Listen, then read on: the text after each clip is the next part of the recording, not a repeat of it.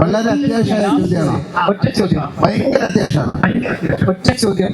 പണ്ട് പറഞ്ഞിട്ടുണ്ട് എമ്പുരാൻ എന്റെ പിള്ളേരുണ്ടടാ എന്ന് ലൂസിഫർ കാണാത്ത ആളുകൾക്ക് എമ്പുരാൻ കാണാൻ സാധിക്കുമോ? ലൂസിഫറിന്റെ ഒരു കണ്ടിന്യൂറ്റി ആണോ? എങ്ങനെയാണ് ലൂസിഫർ കാണാത്ത ആളുകളോട് എന്താണ് പറയാനുള്ളത്? ഞാൻ ആക്ച്വലി പല പ്രാവശ്യം പല മാധ്യമങ്ങളിലും ഞാൻ അഭിപ്രായപ്പെട്ടിട്ടുള്ളതാണ്.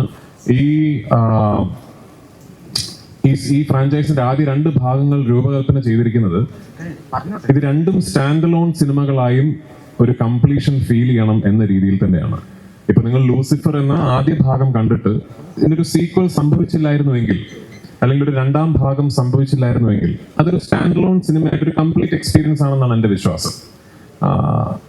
ഈ 2ാം ഭാഗത്തിലേക്ക് വരുമ്പോൾ ആദ്യ ഭാഗം കണ്ടിട്ടില്ലാത്തവർക്ക് ഇതിലൊരു കഥ മനസ്സിലാവുകയോ അല്ലെങ്കിൽ പ്ലോട്ട് മനസ്സിലാവുകയോ ഉണ്ടാകില്ല എന്നാണ് ഞാൻ കരുതുന്നത്. ഒരു സ്റ്റാൻഡ് അലോൺ സിനിമയായിട്ട് തീർച്ചയായിട്ടും ഇതൊരു ഫുള്ളി കോംപ്രിഹെൻസിബിൾ ഒരു സിനിമയാണെന്നാണ് എൻ്റെ നിഗമനം.